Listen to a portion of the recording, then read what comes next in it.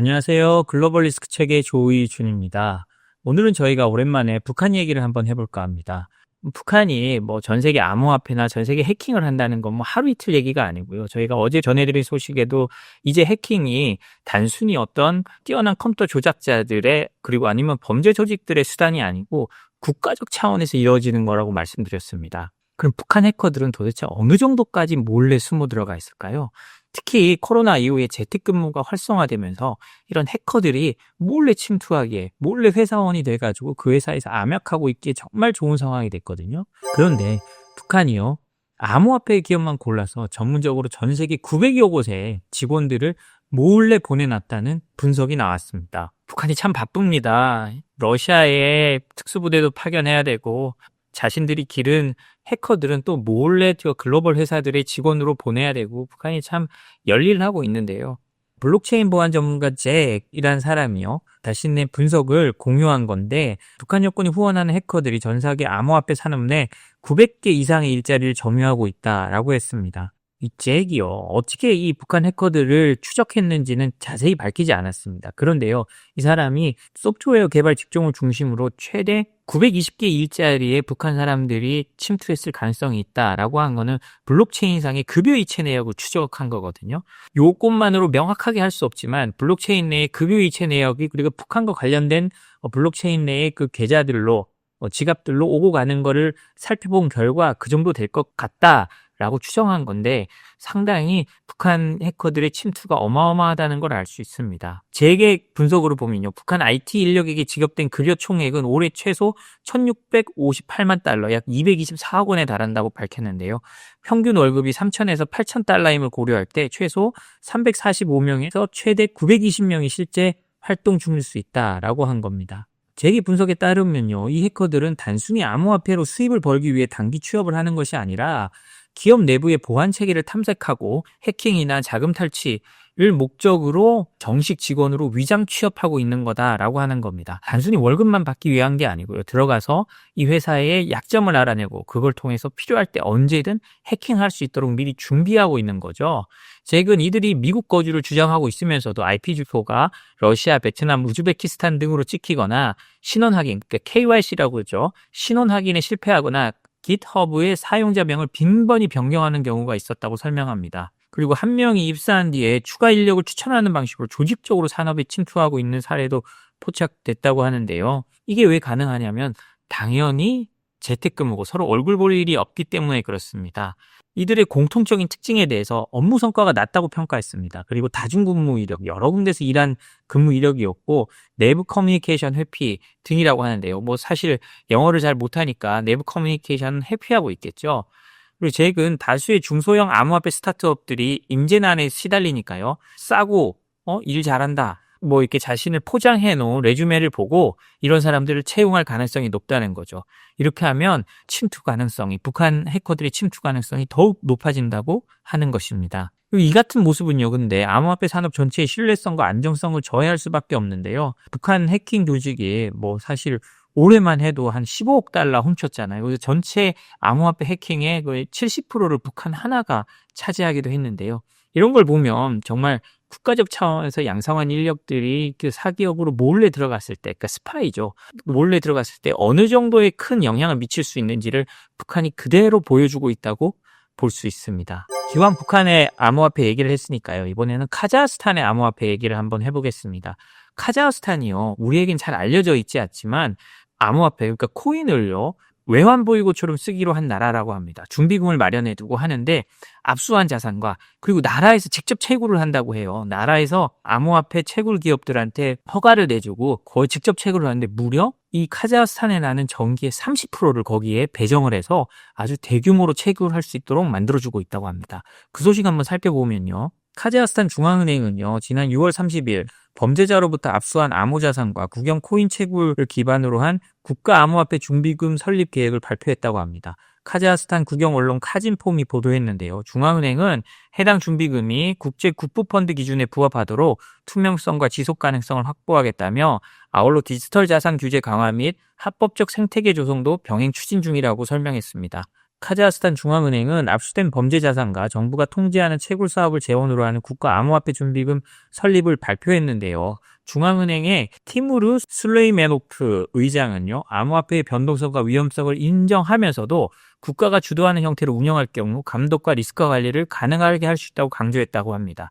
준비금은 대체 투자에 특화된 국립은행 산하 자회사 운영할 가능성이 있다고 하는데요. 문제는 이 준비금의 재원 마련입니다. 어떻게 했느냐? 범죄 수익으로 압수된 디지털 자산과 정부가 직접 허가한 암호화폐 채굴 사업에서 발생한 수익을 가지고 한다고 하거든요. 당연히 요즘에 범죄 조직들은 늘 코인을 가지고 자금 세탁을 하잖아요. 그러니까 이 범죄 조직을 덮쳤을 때 압수한 코인을 준비 자산으로 하고 그 다음에는 카자흐스탄은 현재 전력 생산량의 30%를 합법적 채굴에 배정해서 암호화폐를 생성하고 있으니 여기서 나오는 것들의 수익을 우리가 또 국가의 외환 보유고, 그러니까 이제 코인 보유고로 해서 굴리겠다라고 하는 겁니다. 대신 준비금을 굴리더라도 이 거래가 자신들이 통제하지 못하는 상황이 되지 않기 위해서 이스타나 국제금융센터 내에서만 허용되고 여기는 바이낸스 등 주요 글로벌 거래소만 입점돼 있다고 합니다.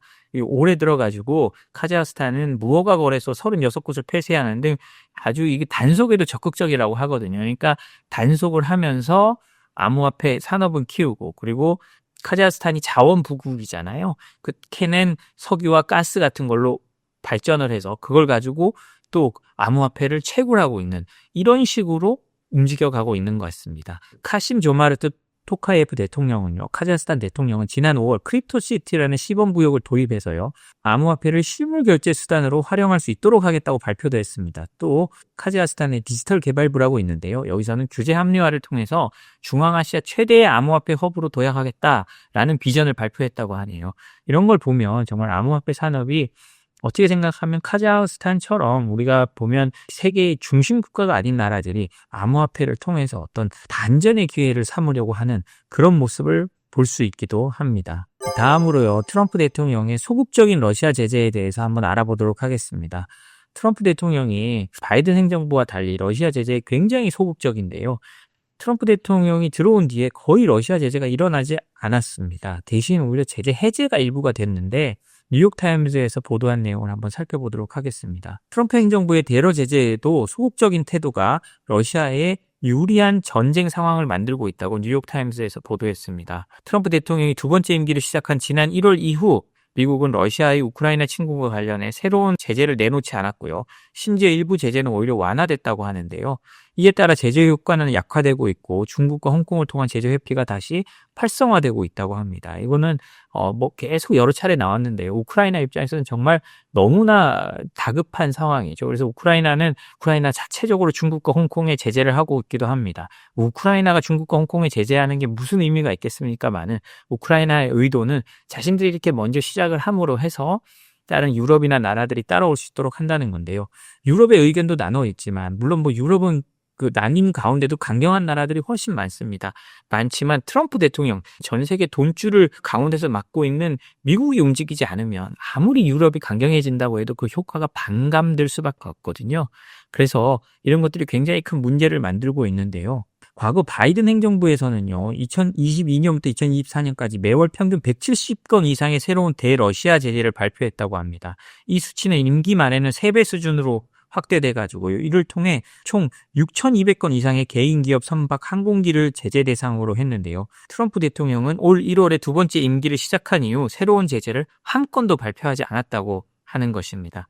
뉴욕타임스가 분석한 자료에 따르면요, 중국과 홍콩에 기반을 둔 회사 130개 이상이 미국의 수출 통제 대상 반도체를 러시아에 판매하고 있다고 합니다. 그중 한 곳인 HK GST 리미티드라는 곳은 러시아 순항 미사일에 사용되는 반도체를 공급하고 있는데요. 이와 같은 제재 회피 네트워크는 싱가포르와 중국에 기반을 둔 유사 회사들과 연결돼 있다고 합니다. 그런데도 트럼프 행정부는요, 러시아와 관련된 제재를 오히려 완화하고 있는 모습을 보이고 있는데요. 조직적인 제재 회피가 중국이나 홍콩을 통해서 이루어지고 있지만 지난 4월에 푸틴 대통령의 어린 측근인 보리스 로텐베르크의 아내인 카리나 로텐베르크에 대한 제재를 미국이 조용히 해제했다고 합니다.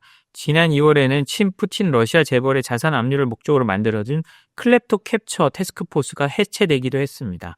이래 가지고 사실 그 당시에도 굉장히 논란이 많았거든요. 러시아 재벌들의 자산을 압류하는 게 이 목적이었는데 이게 해체되면서 러시아 재벌들이 또 다른 자금 은닉과 자금 세탁을 할 수 있다는 우려가 굉장히 커졌었습니다. 심지어 트럼프 행정부는요, 물론 지난 4월에 상호관세 발표할 때도 러시아를 제외했습니다. 러시아랑 물론 과거 전쟁 전만큼 활발하지도 않지만 2024년에 미국의 러시아산 물품 수입액이 무려 30억 달러, 그러니까 4조 원 정도 됐다고 하는데요. 이 전쟁 중에도 러시아산 수입하는 게 이집트나 그리스보다 많은 수치라고 합니다. 그런데도 미국은 트럼프 대통령은 러시아를 상호관세 발표에서 제외했거든요. 이 정도 되면 뭔가 트럼프 대통령이 러시아에 뭔가 꼬투리 잡힌 게 있는 게 아닐까라는 생각이 들 정도입니다. 그래서 우리가 익히 알듯이 이제 유럽이 러시아 제재의 주도권을 점점 떠맡고 있습니다. 그렇지만 EU 제재는 미국만큼 큰 효과를 보기가 어렵습니다. 유로가 달러만큼 큰 영향력이 있는 것도 아니고요. 그리고 미국이 사실 나서지 않으면 다른 나라들도 제재에 크게 나서지 않습니다. 미국이 명확하게 하지 않으면 중국도 제대로 안 지키고요. 러시아는 더 활개를 치겠죠. 그러니까 최근에 러시아는 우크라이나에 대한 대대적인 공격을 감행하기 위해서 약 11만 명을 국경 지역에 모아놨다고 하잖아요. 러시아 입장에서는 지금 무서울 것이 없습니다. 더군다나 미국이 이스라엘을 도와준다고 무기를 많이 썼다고 우크라이나로 보내는 무기도 막았고, 특히 방공망 무기들을 막아버리니까요. 우크라이나는 그냥 러시아가 때리면 때리는 대로 맞을 수밖에 없는 상황에 들어가고 있습니다. 자, 우크라이나가 가슴 아픈 상황인데요. 이런 가슴 아픈 상황이 빨리 해결돼서, 그리고 우크라이나도 빨리 어떤 좀 전투력을 회복한다든지 해서 그런 걸 레버리지로 해서 이 전쟁의 휴전이 가까웠으면 좋겠습니다. 남미의 메르코스르가요, EFTA, 그러니까 아이슬란드, 리히텐슈타인, 노르웨이, 스위스 4개국과의 자유무역 협정을 체결했다고 합니다.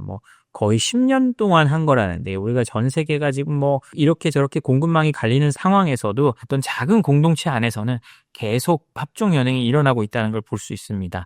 남미 공동시장, 그러니까 메르코스르라고 하죠. 메르코스르와 자유무역연합이 FTA를 체결하기로 합의했다고 아르헨티나 외교부에서 발표했습니다. 이를 통해서 인구 약 3억 명의 거대 자유무역지대가 출범하게 됐다는데요. 이번 협정은 상품, 서비스, 투자, 지재권 등을 포괄하는 종합적 형태로 10년에 걸친 협상 끝에 나온 거라고 합니다. 이 EFTA는요, 아이슬란드, 리히텐슈타인, 노르웨이, 스위스 등 4개국으로 구성되어 있는데요.